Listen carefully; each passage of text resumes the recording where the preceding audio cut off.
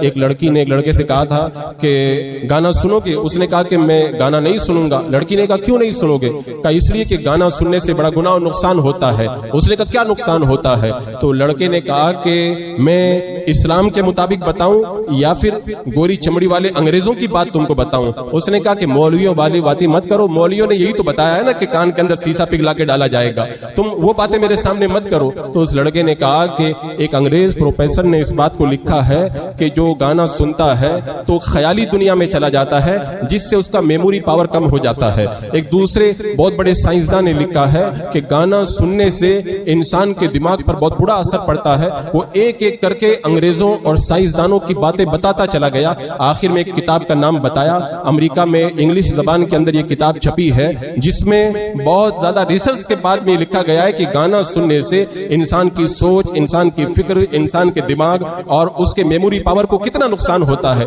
جب ساری باتیں اس لڑکے نے بیان کر دی تو لڑکی نے جواب میں کہا تمہاری لاجک تو بہت اچھی ہے۔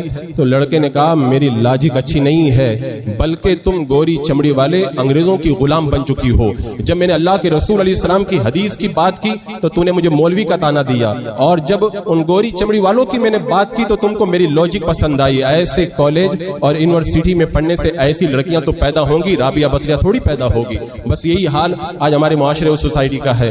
تقریر کر دو، انہیں حدیث سنا دو، قرآن کی آیت بتا دو، ایسا لگتا ہے یہ صرف مولویوں کی باتیں ہیں، اور انہیں جب کسی ڈاکٹر کی بات بتاؤ، انہیں کسی پروفیسر کی بات بتاؤ، کسی سائنسداں کی بات بتاؤ تو کہتے ہیں بڑی اچھی لوجک ہے، یہ تو بڑی پتے کی بات بتائی ہے۔ جس قوم کا یہ حال ہو چکا ہو، رسول اللہ صلی اللہ تعالی علیہ وسلم کی بات کے اندر انہیں کچھ لوجک نظر نہیں آتی، اور انہیں اپنے ان گوری چمڑے والے انگریزوں کی ذہنی غلامی اتنی پسند ہے، وہ جو بات کہیں دل و جان سے قبول کرتے ہوئے نظر آتے ہیں۔ حالم یہ ہو چکا ہماری لوجک کا، میں بتاؤں یہ ایک بڑا کڑوا عنوان ہے، ہمارا حال یہ ہو چکا ہے لوجک کے حوالے سے کہ اگر میرے آقا صلی اللہ تعالی علیہ وسلم اگر پوری حیا کا حکم دے، پردے کا حکم دیں تو کہتے ہیں یہ مولویوں کی باتیں ہیں، اور اگر انگریزوں کی طرف سے، اگر ان دنیا داروں کی طرف سے یہ بتایا جائے کہ کپڑے پھاڑ کر کے پہنو تب بھی کہتے ہیں لوجک بڑی اچھی ہے، اگر علماء کی طرف سے بتایا جائے اسلام کی ان پابندیوں پہ عمل کرو تو کہتے ہیں صرف مولویوں کی باتیں ہیں، اور اگر بتا دیا جائے